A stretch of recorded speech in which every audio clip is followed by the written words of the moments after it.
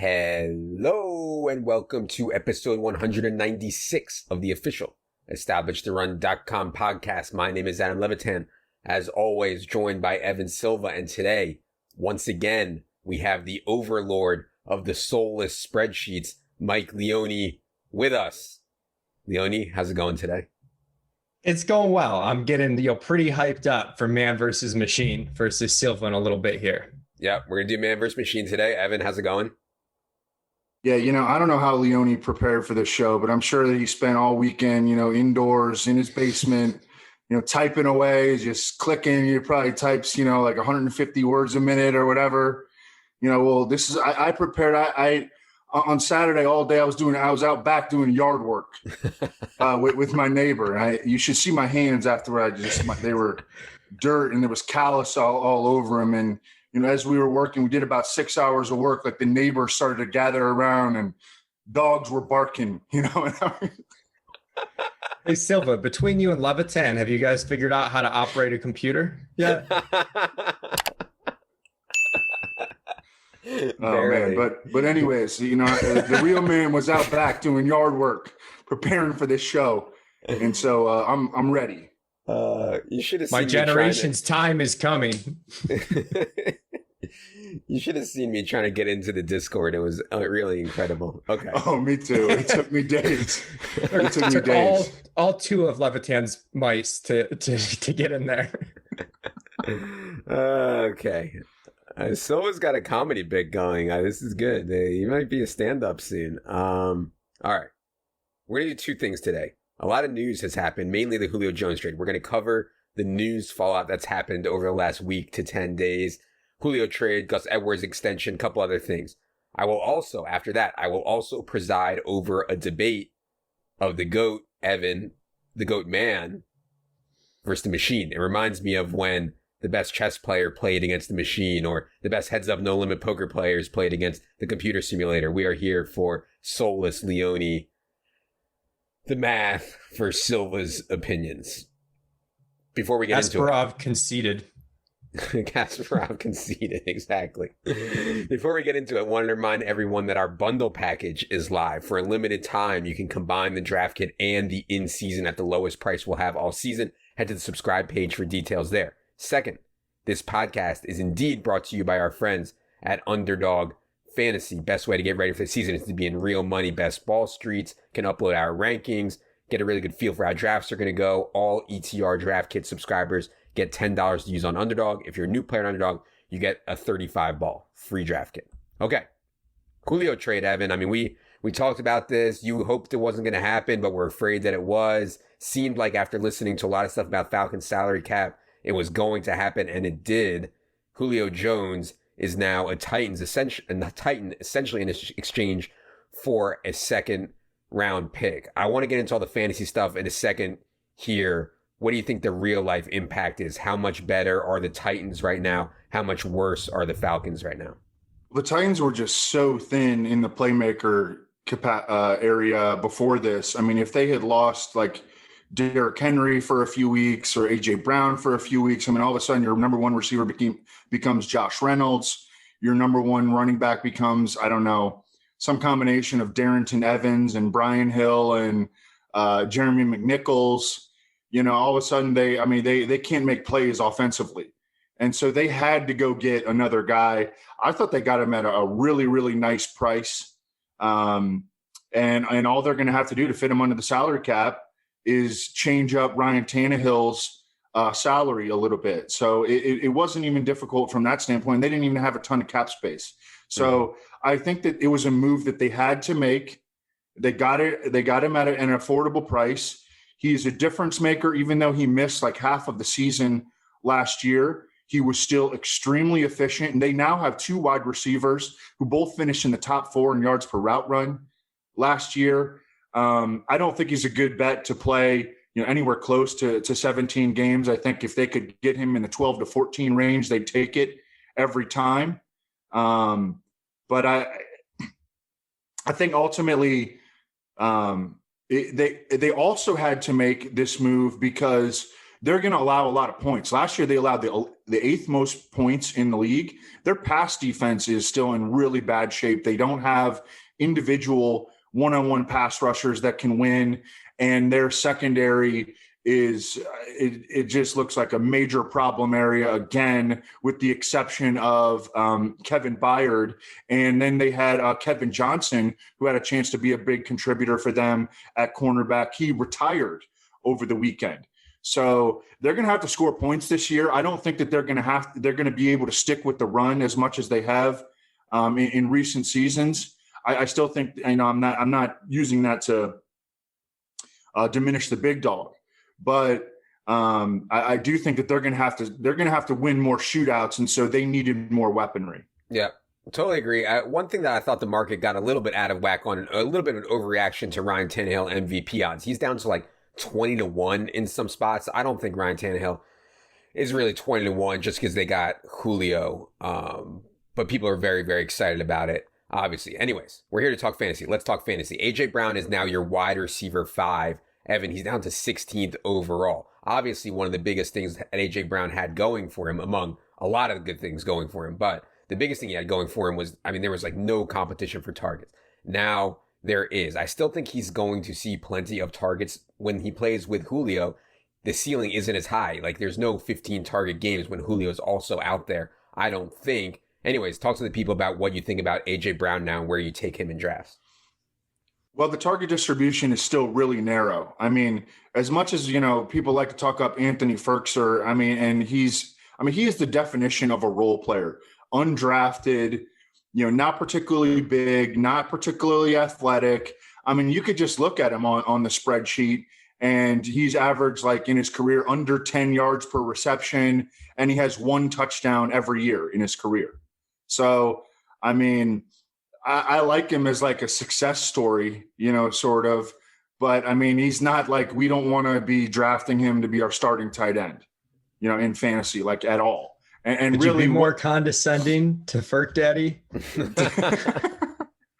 But I think that the targets are going to be dominated by Julio and A.J. Brown, and Julio is no sure bet to stay healthy for a significant amount of, for a majority of the season. So I barely moved down A.J. Brown. I moved him down 1 slot. I did drop him from the first tier to the second tier, but he's still at the top of the second tier. And I think that if you just look at the top 150s, you wouldn't even be able to tell that he's in a different tier, really. And I moved up Calvin Ridley to that first tier, essentially just Calvin Ridley and A.J. Brown switch spots. And again, I think the Titans are going to have to throw the ball more this year. I did bet Ryan Tannehill MVP, but that was at 40-1, kind of in anticipation of the Titans acquiring Julio Jones. I wouldn't touch him now. I do want to hear what Leone's opinion, because I feel like I might have got a little aggressive bumping up Ryan Tannehill. He is a guy that contributes with his legs. He averaged 15.5 rushing yards per game in 2019. Last year, he was up to almost 17 rushing yards per game. And, as we've seen from Matt Ryan, like, Julio Jones is a big on-off splits guy who will boost the caliber of production, your production rates. What do you think about Ryan Tannehill? I moved him from quarterback 18 to quarterback 13. I'm right in line with basically everything you said so far. I've bumped the Titans. Their pass rate last year was like 51%, which was incredibly low. What's a little bit scary is, as bad as their defense was, it wasn't, game script driven. They had one of the lowest pass rates over expectation in the entire league, but I bumped them up to 57%, which is still low. There's probably even still room for that to grow depending on how things break. So I've bumped that up. If you look at Tannehill's efficiency the last couple of years, it's been absurd. So I think that's right where he belongs. You mentioned the rushing upside. They use him as a rusher by the goal line. He gets some freebies down there with everyone concentrating on the big dog. So, and then similarly with A.J. Brown, I think you lose these, like A.J. Brown at 10, 11 targets a game is the wide receiver 1, right? So you lose that a little bit, but you soften that cushion by the fact that the offense now is more stable and the efficiency could be really good. So, I'm basically flip-flopping A.J. Brown and Calvin Ridley. I think that makes sense. The one thing I do want to point out with the Titans offense, not to be, a naysayer on it, but they were absurdly efficient last year. Corey Davis, we're talking about how they now have 2 of the top 400 yards per out run. They had 2 of the top 5 last year because Corey Davis was 0.2 behind Julio Jones. And obviously Julio Jones is much better than Corey Davis. But in terms of, just randomness and whatnot, the Titans ran so hot last year that I think what they've done is they're staving off regression that was going to come. I don't know if they're going to be better than last. They're better talent-wise, but as far as the actual result, it's going to be tough to top last year. So that is just one small thing I wanted to point out that I think gets missed in the assumption that, they replaced, Corey Davis with Julio Jones. They're going to be even better than they were last year. And one wild card is that they have a different play caller now. And oftentimes what happens is Arthur Smith oversaw this hyper efficient offense. They change OCs and regression hits, and then the new OC gets blamed for the regression. It could also be the case that, hey, this new OC, Todd Downing, who, by the way, was OC for the Raiders, I think for 1 year, and I want to say 2017, and they stunk, doesn't make as many good decisions with regard to play design and game planning and using, play action at a very high rate. Maybe he's just not as smart of a strategist as Arthur Smith was. Yeah. And also maybe he's not as committed to the run as Arthur Smith was. And so I think that he's a wild card too, the offensive coordinator change. I mean, Arthur Smith did a really, really good job, and Todd Downing is an unknown. For sure. And I will say that Todd Downing has been on the Titans staff for the last 2 years. I mean, he saw very closely what Arthur Smith was doing to be effective. And by the way, I don't know what you have for baselines on Ryan Tannehill, but I just think Ryan Tannehill is going to be one of the most efficient quarterbacks in the league, maybe on low volume, but he's actually going to, I think he's actually legit an efficient player. I agree with Evan. I would take Ryan Tannehill right now ahead of Stafford, ahead of Baker, ahead of Trevor Lawrence, and probably ahead of Justin Fields as well. So yeah, I think that Tannehill makes for a borderline starter in 1 QB leagues, and I think that's about right. I want to ask about some Atlanta stuff in a second here. Anything else on the Titan stuff, Leone? It's a coffin for Josh Reynolds owners in early best ball leagues. But this, and two, with the Julio thing and the A.J. Brown, he loses those high-end targets, but I'm also thinking about it. It also wouldn't be the craziest thing in the world if Julio out-targeted him, if Julio stayed healthy. So we should talk about that. Where do you think about Julio now? Julio, I believe, Evan, you have him at 42nd overall. I mean, I think Julio can still play. I know you think Julio can still play. We are talking about, though, what projects as one of the most run-heavy offense in the league. What do you think about Julio now in Draft 7? Yeah, I have him wide receiver 18. I think that I actually didn't move him at all. After this, I just thought that, this seems like a good spot to keep him in. He's right in there with Tyler Lockett. I want to say is one spot ahead of him. I think it's an okay landing spot. Good, not great. I think he's still going to be efficient. I think he's not a great bet to stay healthy. You've got the wide receiver changing teams, changing quarterbacks for whatever that's worth. Our process kind of got shook last year, by multiple wide receivers changing teams and changing quarterbacks and still crushing it. DeAndre Hopkins. So, yeah, right. And yeah. Steph Diggs. Yes. So, but I think that's a good spot to take him, mid-range wide receiver 2 with back end wide receiver 1 upside. That's how I'm kind of viewing Julio right now. The worst part about owning Julio in fantasy is that he plays even when he's not 100%. That's the most painful part. You play him, he's active, and then he only plays 30% of the snaps and you're kicking yourself. But I mean, gosh, you can't sit him when he plays. Let's get to the Atlanta side. I think there's a lot of interesting stuff on the Atlanta side. I want to start with Calvin Ridley. I mean, it's so obvious now that Calvin Ridley is just going to have an absolutely massive year. Not that he didn't last year. His usage last year, I mean, I was just looking at it this morning, was so outrageous. You could not draw it up any better for fantasy. He goes deep down the field, 15.2 average depth of target, 8th most among wide receivers. Even though he goes deep down the field, he catches the ball at a really high rate, 65.7%. And not only does he go deep down the field, catch the ball at a high rate, he also gets red zone targets, 37 targets in the red zone last year, 5th most among wide receivers. And then, of course, it's not on low volume. He gets plenty of targets, 22.7% target share. I can make a case for Calvin Ridley as the wide receiver 1 this year, Leone. How crazy do you think that is? I know Silva has him now as the wide receiver 4. I would still take Tyreek Hill, wide receiver 1, but I think there's room for debate as Calvin Ridley as the wide receiver 2 this year.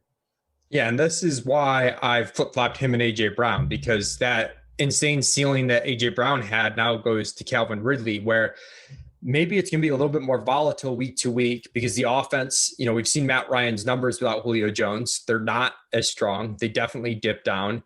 And when the whole offense struggles, that's not good for anyone. But at the end of the day, volume is going to trump the efficiency, and the ability for him to get, what if he gets up to a 30% target share? The ceiling's huge, and it's not like their offense is dead now.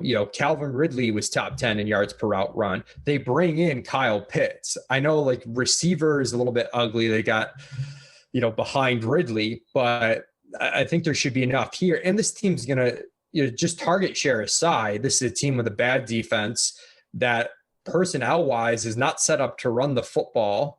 And, you just got to imagine, if you look at what they did last year too, they're going to run a lot of plays. They're going to run a lot of pass plays. They're going to play half their home games in a dome. And I think there's some chances it can break really, really right for Calvin Ridley, because sometimes you can run hot on efficiency. If you get the targets, you can run hot on efficiency. But if you only have so many targets, it's hard to make up for that.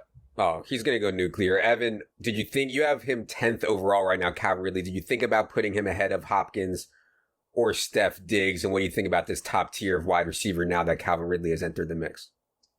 I wouldn't be totally against it. I like where I have him right now, though. I mean, he's comfortably in the first tier, top 10 overall player. Like we're very aggressive on him.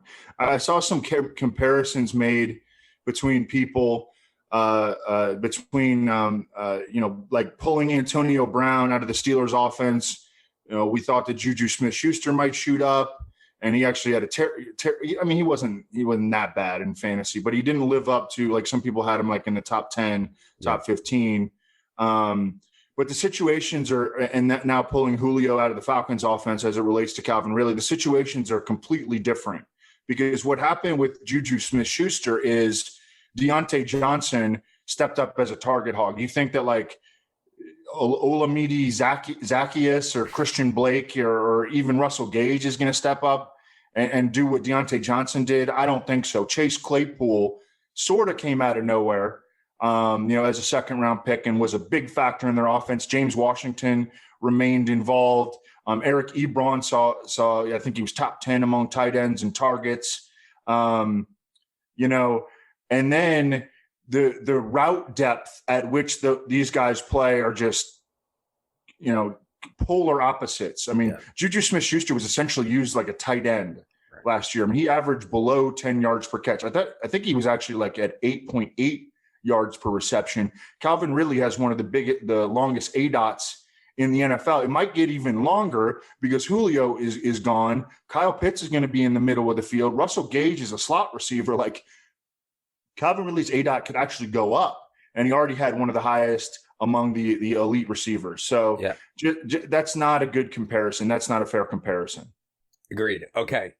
Let's talk about Kyle Pitts, man, because we came on here maybe a month or two ago and laughed at people taking Kyle Pitts as the tight end 4. Now they're the ones laughing as they shove it down our throat because Kyle Pitts is set up for a monster role. The rhetoric, Evan, I'm curious what you think about this, is that with the situation the Falcons have at wide receiver, there's going to be a lot of 2 tight end sets with Pitts split off the line and Hayden Hurst as an inline tight end. And people are saying, see, I told you Kyle Pitts is just an oversized wide receiver. You happen to get to play him at tight end. What do you think about that take now that Julio is gone? They're just going to split Kyle Pitts off, have Hayden Hurst in there inline, and throw the ball to Kyle Pitts a ton.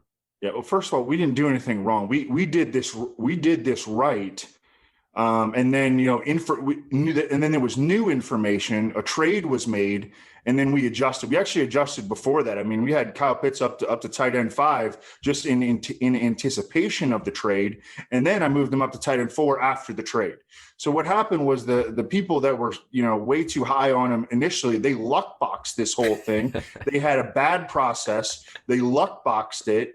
And now we're all just, at the same, and it's freaking early June, and no one should be running victory laps anyways, because there's 1,000 dorks out there drafting in fantasy right now, and the rest of the people are out touching grass. Okay. So, I mean, there's no victory laps to be run right now. It's true, though, that Kyle Pitts, I think, I moved him ahead of Mark Andrews, and he is behind just only the big 3, which is Kelsey, Waller, and Kittle. Yeah. And Kittle. Yes. Yeah.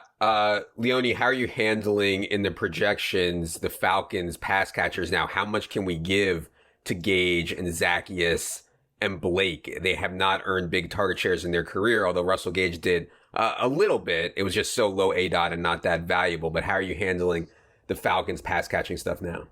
Well, first off, it sounds like Evan thinks I need to get outside. So when I'm golfing the next 3 days with Dink, I'm going to show this clip to Taylor and let him know that's why I'm outside. It's, Dr. Silva's orders. When you're out there, I want you to just get down before, you tee off at the first tee. Just get down on all fours and get down and just smell the grass. Just smell it. Actually, have you ever eaten grass before? Just pick out a few blades. Just grab a few blades. Throw them in the mouth. They're kind of hard to chew. They taste better than you think, and it'll inject the grass just into your veins. I feel like a real man after that. But as I am not a real man, I'm going to look at my spreadsheets and look at this 17% target share here for Russell Gage, which I haven't moved Gage that much. There's a little bit more upside now if he takes on an expanded role, but I'm always hesitant to take guys that, might not have the talent and just say, oh, well, there's targets available. Let's give them to Russell Gage. That's I've learned from doing the solo spreadsheets over years that's where you get yourself in trouble. And same thing, with Zacchaeus. Hopefully I pronounced that correctly. Yeah. Who knows? I've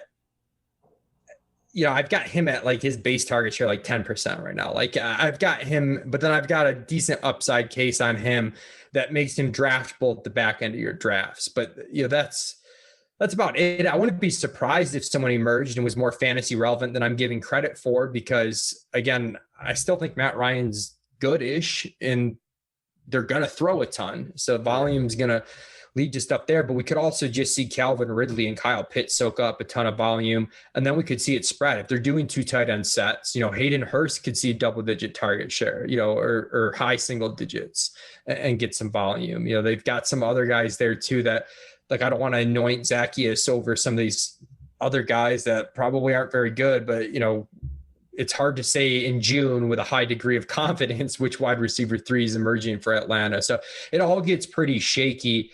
But man, Kyle Pitts, I know the historical tight end stuff is bad, but it's unprecedented draft capital. It's kind of an unprecedented prospect. Maybe we had like Vernon Davis is the closest comp prospect wise.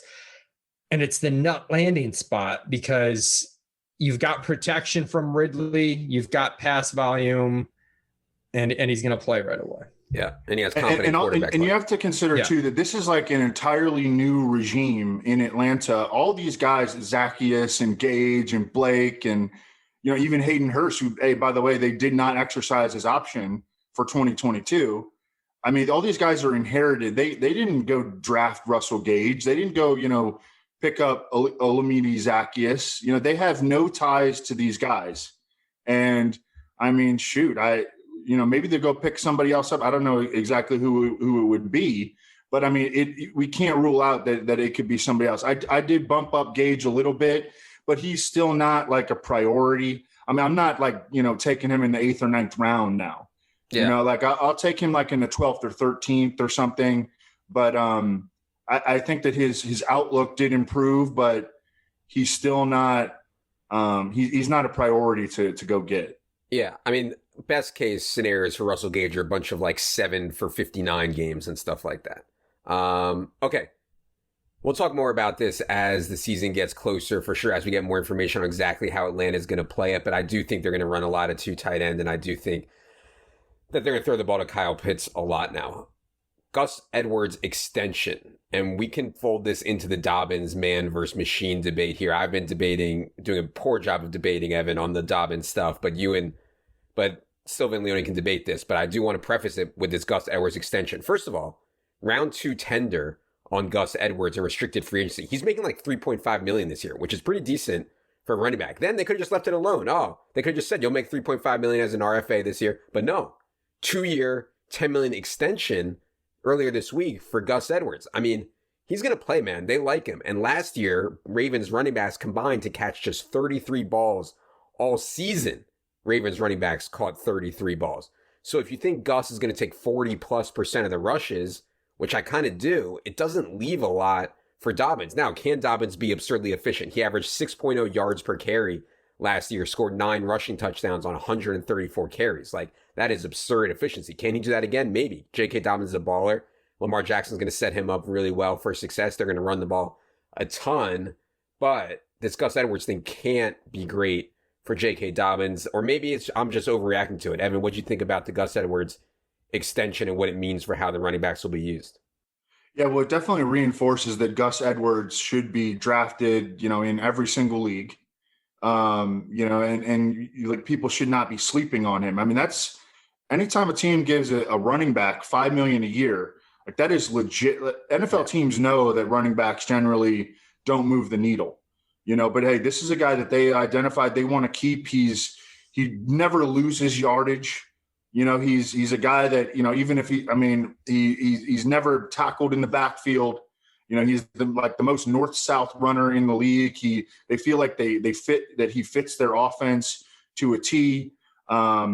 He doesn't really contribute in any other areas other than, right up the gut as a runner, but he's got enough like speed to turn, short gains into long ones. I mean, when you get him out in the open field, like, he's like a rolling ball of butcher knives. He's another guy people don't want to tackle when he gets out into the open field. So, I mean, and he's also a guy they got in undrafted free agency. They gave him a second round tender in restricted free agency, which was pretty pricey, $3.5 million.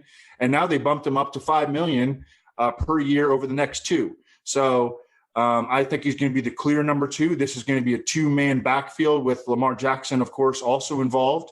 But J.K. Dobbins is going to be the lead back. As to where J.K. Dobbins, I have him as like a mid-range RB2, and I think that that's where he belongs. We know that he has these concerns about how many passes he's going to catch. To get him into like the 35 or 40 reception range would take a lot, and they'd have to really force it. And it's not something, I don't think you could even project him for. I think he'd project like in the 20s right now. And so so much of his value is going to have to come from like big rushing games and rushing touchdowns. But to me, that sounds like a mid-range RB2, and that's where I have him. Leone? So this is just crazy. If we look at Silva's top 150, we've got J.K. Dobbins going before some of these elite receivers like CeeDee Lamb and whatnot. This is nonsense, Silva. If we look at the stats without Mark Ingram, so the similar setup this year as last year without Ingram, he had 15 rush attempts, 12, 14, 11, 2 targets, 1 target. The volume's just not there. And yeah, the efficiency is going to be great, but it's hard to rely on that. If you're at a lot of risk, if Lamar gets hurt or something happens to the offense. I mean, that's true for like any back anywhere, but you're at a little bit more risk when you're highly dependent on efficiency to get your fantasy value. And I look at that in the 3rd round. It's like, okay, if he runs for 6 yards per carry and has this huge TD rate, we're breaking even in the 3rd round, or especially in the 2nd round. Like, that's tough. You're not really seeing this huge ceiling. And I think these guys can kind of be, silent killers on your fantasy team. He's going to end up with a stat line at the end of the year that's totally fine. But the opportunity cost where he's going into the 3rd round, is just too extreme with some of the receivers there. The requisite ceiling's not there. And the Gus Edwards stuff solidifies it. He's going to play. J.K. Dobbins was awesome last year. He was second in the NFL next gen stats and rush yards over expectation per attempt last year. Amazing. Gus Edwards was third, right behind him. So it's not like Gus Edwards is bad, no matter, what kind of picture people want to paint in the Gus bus. Yeah.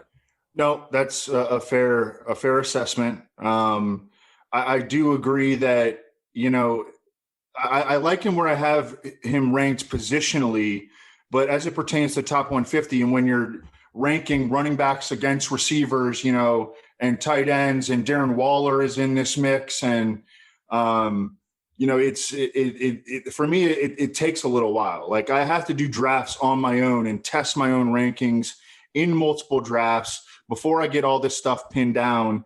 So I'll take the L on that one. And after after I finish my yard work for the day, I'm going to come back in and I'll rearrange that. I'll take the L on that one. You're right, Leone.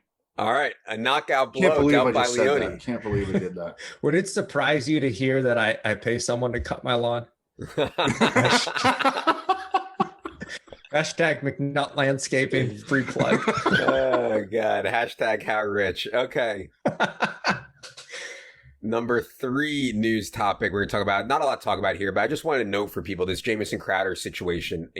It's been going back and forth for a while. Now it's kind of reached a head where it's gone public. Hey, Jets have asked Jamison Crowder to rework his contract. He could give them the FU pay me, FUPM, but I don't know if he's going to do that. I don't know how it's going to happen. Maybe he will rework. I don't know how it's going to go. I guess my point is, and what I said in that closing line article I did about the underdog ADP, there's a lot of ways that Elijah Moore, you can beat ADP right now on Elijah Moore. One of them would be Jamison Crowder moving on. It's not the only way you can win at that ADP, but it's one of them. And so I don't know, Evan, if you have any read on what's going to happen with Jamison Crowder, but at least what we know right now is they've asked him to rework the contract. Yeah, I pulled him out of the top 150 after that, and I don't know if I bumped Elijah Moore up, but Elijah Moore I think is in a good place right now. With Crowder, it sounds to me like he's going to end up somewhere else. There's not a place for him among their top 3 receivers right now, with Corey Davis and Denzel Mims and Elijah Moore there, and apparently Elijah Moore's just already been ripping it up, and he sounds like a guy that we need to start taking, in every draft, especially where he's going, as long as he's still affordable. Jamison Crowder has, he's had these injury problems, but man, he's got a lot of value. He's a really good slot receiver when healthy. He can return punts. I wouldn't mind seeing him go back to Washington to play slot receiver. I think it'd be a big upgrade on Adam Humphries. But I think there's a lot of teams that could use him. There's a lot of teams throughout the league that actually, I think, need a slot receiver. And so if they could shop him around and maybe get a late round pick for him, they might end up just cutting him, though, because his salary's big. And it sounds like they want him to chop his salary in half. Yeah. And, there should be a market for him. Well, the Jets have a lot of leverage here. $10 million non-guaranteed money in Jamison Crowder's contract right now for this season. Last news thing, this Todd Gurley thing, the Lions just keep living up to Lions. Dan Campbell confirms we have interest in Todd Gurley. We do. Talks are ongoing. So, not only do they kind of ruffle everybody's feathers by saying Jamal Williams is our A-back, not only do they kind of say DeAndre Swift is our B-back, but now they're like, well, we want to bring in Todd Gurley too. ADP, Leone, I know you're working on a weekly series now about how ADP is shifting. DeAndre Swift ADP now is going to creep into the 4th round off this news. You might actually be able to get DeAndre Swift in the 4th round. He gets the high value touches, the targets. I think he'll still play in the red zone at least some. And so in the 4th round, maybe I can consider DeAndre Swift, but man, it's hard with what's going on, the rhetoric around the Lions and with the usage that we think DeAndre Swift is going to get. So what do you think about current ADP, Leone, on DeAndre Swift? Yeah, I'm really torn on Swift. I think, from one standpoint, he's the type of player that I like to bet on and buy the dip on just because I think he's extremely talented. And I don't think the depth chart, regardless if they bring Gurley, regardless if they're saying Jamal Williams, it just seems like those aren't talents that we should be too afraid of, in terms of Swift beating them out over the course of the season. But at the same time, if you do sign Gurley, and then maybe you lose a little bit of the goal line role. You've already lost some touches in between the 20s with Jamal Williams, possibly some pass down stuff. So it does start to add up. And that's where you just think structurally how you're drafting. Would I rather have Swift or one of these high end receivers? And I take the high end receivers. I'm still taking Swift probably over, backs like I'm probably taking Swift over Dobbins still. I think just because I think the high end ceiling is really there. I'm kind of trying to stretch my W from earlier. I'm just trying to stretch it out as far as I can. But yeah, I'd probably want to see it dip into 4. Like at 4, I wouldn't be able to resist. I would be buying the upside at 4. Round 3, I can kind of see where you'd pass there. If he's going to dip and you're really confident, if you could almost do a strategy and manage, redraft leagues where you kind of count on getting Swift at the 3-4 turn. Like if it gets to that point, and then maybe you don't take a running back early. I think it will. Evan, what do you think about DeAndre Swift with his ADP dropping? Yeah, he's a tough guy. He's a tough guy to rank right now. I mean, he definitely should be in the top 150 behind CeeDee Lamb and Allen Robinson. I clearly got a bunch of changes to make. Okay. I've broken Evan's confidence on these you have some of these dusty running backs. Yeah. Well, yeah, one thing that we were really on top of last year, though, that I think was huge was wide receivers in rounds 3 through 7 last year were just a total printing press, and we were all over that last year. And there's also an element of last year, we had to bump the running backs up. Like we had to manufacture them up the board almost because of the running back thirst. Maybe that isn't it. And I sort of anticipated that happening this year. Maybe it isn't happening as much. Yeah. I think the key's like in those first 2 rounds, you kind of want to get your guy before it gets scary and then not inflate some of these other guys. But it's tough. Right. I mean, it's not like these guys are bad in round 3. It's just the receivers are really good. So it's definitely a tough balancing act. Okay, let's get to a couple of debates here before we get out of here. I want to start with the tight end stuff. In the math, Leone is going to have the elite tight ends as so far and away better than the non-elite ones. And I think what the math is basically saying, Leone, is that if you don't get one of Waller, Kittle, Kelsey, like there's no, like using a 6th or 7th round pick on Hawkinson or Goddard or Fan or Higbee or something like that is also bad. Is that the argument you're making, Leone, with regard to how the tight end position is structured this year? Yeah, more or less. I think I like Kittle and Waller a little bit more than Evan, where, I think you could get a huge edge at that position. I probably have them about right where Evan does, though, in a managed league, like into the 30s. But then I start to get a little nervous on like a 4th or 5th round, like Mark Andrews, TJ Hawkinson makes me a little nervous, and then just kind of flowing through. So positionally, I think we're pretty aligned within the position. Like Higbee is a great breakout candidate, but we saw last year, we thought tight end was deep, and it just really stunk. And I just think I'm at the point where I want to stockpile talent at the other positions if I miss out, or just try and wait and get a really good value on someone, maybe closer to rounds 8 to 10. I'm not saying like I'm totally out on Hawkinson or Andrews, and it changes in best ball too, where I think the edge structurally is a little bit better. I'll take them at the end of 5. I'll take them at that 5-6 turn sometimes, like Andrews and Hawkinson. But overall, yeah, I have that gap a little bit wider, because sometimes what happens with these mid-high tier tight ends is they look good, but the floor ends up kind of just as shaky as the ones behind them. Probably post Hawkinson, that's true. Hawkinson and Andrews have a floor that's better than these other guys. I mean, are you sure you're not overcorrecting on Andrew? I mean, you thought he could be like the overall tight end 1 last year. He's broken me, Evan. He's broken me. Yeah. I still think he's a baller. He did not play well last year, and he still finished 6th among tight ends in yards per route run. And he dropped like so many passes, and it was the weird COVID year where people thought he might not even play because he's got like diabetes, and he didn't play well. And I don't know. To me, he's almost like a post-hype guy, because people were really, really smart people were really, really high on him last year. And now you can get him as the tight end 5. And I mean, I definitely still think he could finish as a top 3 tight end. And then the situation for Hockenson is really, really nice on paper because these wide receivers that they have in Detroit are just nothing burgers. And so I get it though. I get it. I think that the next round of tight ends becomes the place where you could really hurt me now, because I think that I do have them too high, but I have reasons for them to be too high. This is also where, best ball versus managed, like there's a pretty big difference with how I'm treating the tight end position, where because of the structural advantage of like only taking 2 tight ends or possibly getting a breakout high end tight end, like that upside, you can't really recreate with quantity in best ball. So that pushes up some of these high upside mid-tier tight ends, even if they have the shakier floors. Whereas in, just straight redraft managed, I'm kind of like, I just want to stockpile this elite receiver talent, just crush people at my receiver spots, crush people at my flex spot. And I'm okay if I'm going to figure tight end out a little bit later. All right. Yeah. I like that. I believe something I said last year was that I'd rather have Mark Andrews in the 5th than Travis Kelce in the 1st. And obviously that was I was probably with you. So yeah, we died together. Okay.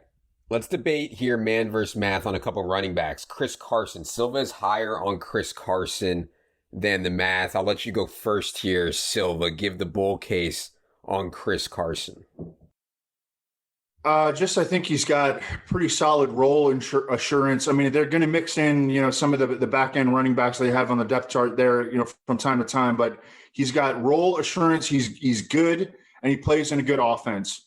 And so I think he's like a high floor pick. Obviously, he could get hurt, and that would. But I mean, pretty much anybody could get hurt. But he's got, in terms of without the health concerns aside, and he doesn't enter the season with any health concerns, which is actually kind of rare for Chris Carson. And they gave him a pretty nice deal to keep him, a lot better deal than I thought that he would get. I have him, I guess, a little bit above ADP. I think his ADP, I have him at RB15 right now, and his ADP, I believe, is like RB19 at Football Guys Championship.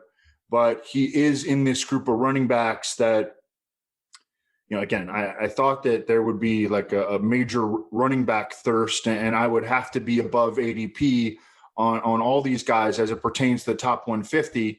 But I think you're right. I would rather have a lot of these receivers just straight up drafting CeeDee Lamb, Terry McLaurin, probably not down at number 38, and Waller and Kittle than Chris Carson. But I mean, again, I like him where I have him from a positional rank standpoint, but the top 150 needs to continue to be reevaluated. Yeah, it does catch my eye, though. You put in your top 150 the notes, like his last 16 games was 1,400 total yards, 43 catches, and 12 TDs. So you kind of, like in my head, I'm low on Carson because I don't know if the huge upside is there. When I hear drafting a running back for floor, for role assurance, I get really nervous, at the 2-3 turn. But there might be more upside there than I'm giving him credit for. And he's probably close to right positionally. You moved Antonio Gibson ahead, who I think like that's the ceiling I want if I'm taking a running back there. I'd probably move CEH. Like that's probably my biggest nitpick here is like give me the CEH up positionally. Give me the CEH upside in that Kansas City offense. I know it didn't come to fruition last year. It didn't break right. But if it does break right, the ceiling is like this is the guy that we could be drafting in round 1 next year, whereas I don't see that path for Chris Carson. But other than that, I think we kind of agree, like just moving some of these receivers up. Yeah. Well, I think Gibson is a guy that I want to even move him higher. But can I get him into the tier with Najee Harris and some of these guys that Joe Mixon and Aaron Jones? I mean, can we get him into that tier? I think we can. Yeah. My Gibson. The thing is that McKissick is still there. I mean, McKissick and Peyton Barber was taking goal line carries from McKissick and was hurting him on the back end from a receiving standpoint. Those guys are still there. I wish those guys were gone. Yeah.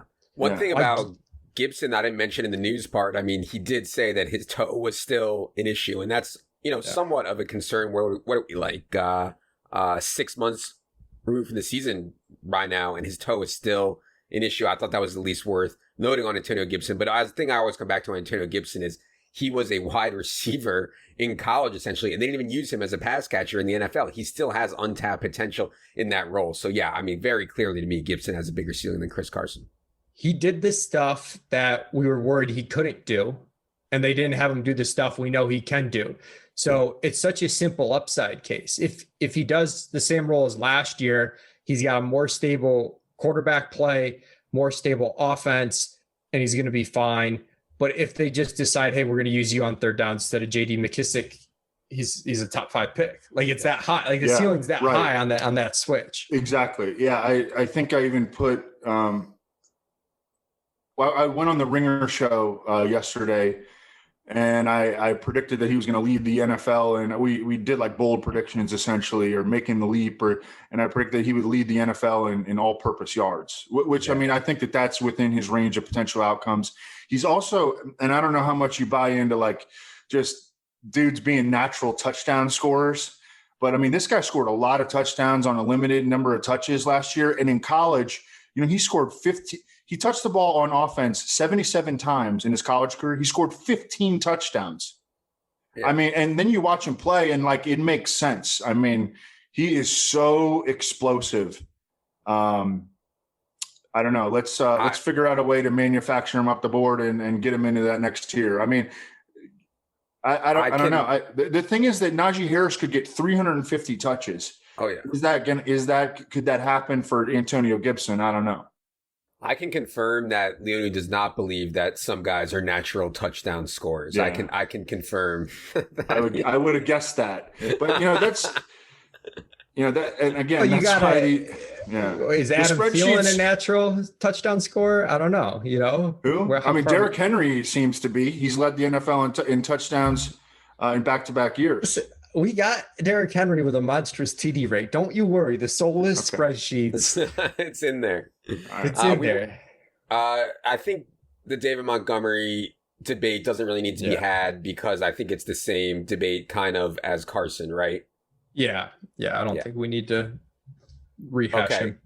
Okay. Only other one that we have on here, Leone is higher on Antonio Brown than Silva is. This gets more into, I don't know if this is math, but I think this is more of just like a role type stuff. But Leone, go ahead and make the case for Antonio Brown. Well, I saw this tweet from Jared Smola today. The leaders in targets per route run in 2020, Antonio Brown was third. And this is an offense that throws a lot. It's an offense that is efficient. He's got a whole offseason to work in this offense. And there's also, we talk about, anti-fragile approaches at running back. Like, what happens if the starter gets hurt? What happens if Mike Evans or Chris Godwin gets hurt? Now, all of a sudden, like, I think he's a fine value as the wide receiver 3 here.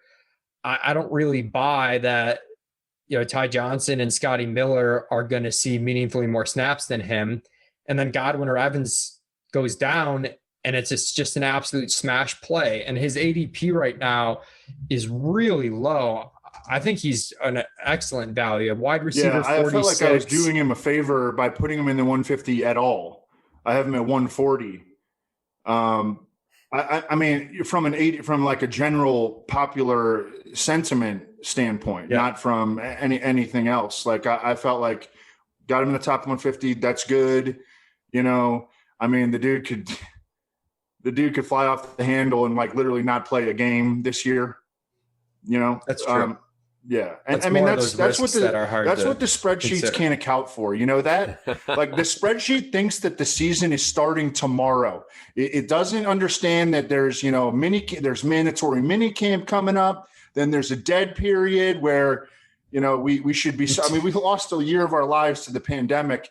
We should be able to enjoy life for, 6 weeks. And then we jump into training camp.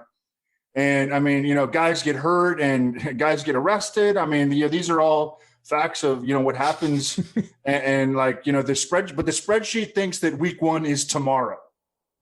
One thing I'll say that's probably not in the spreadsheet either I mean, Tom Brady has some weird affinity for Antonio Brown. Like, imagine letting Antonio Brown live in your house. The dude's like a borderline psycho, and Tom Brady invites him into his home. I mean, so he's got something going on there with Tom Brady. I don't know exactly I was looking at it though, the day before yesterday, and I was like, Antonio Brown belongs higher, so that's fine, Leone. I like talking about this stuff. I like talking about this stuff because I'm not an absolutist about this. All this stuff is very, my mind can be changed. I feel better about the Chris Carson ceiling. Okay, we're going back and forth. It's a little kumbaya, All right. We're going to have to do this again later. This is not what the people want, though. Honestly, the people want knockdown, drag out debate. I mean, have you seen the ratings on these Skip Bayless type shows? I mean, people want two people at each other's throats saying that they're wrong. I'm never adjusting Chris Carson's ranking. Die, everything. I'm not drafting David Montgomery in the first 4 rounds. Get out of here. Okay, there it is. All right. We've said it all. We've said more than it all. We'll be back. I don't know. We'll be back likely next week or maybe later this week. I actually don't know yet. But head to the site. All the rankings are up there. We also have a new menu up on the site, which I hope you guys will enjoy. Get in the Discord and feel free to DM me in the Discord if you have any suggestions for podcasts and or for the menu. Important stuff. Okay. For Leone, for Silva, for producer Luke, I am Adam. Good luck, everybody.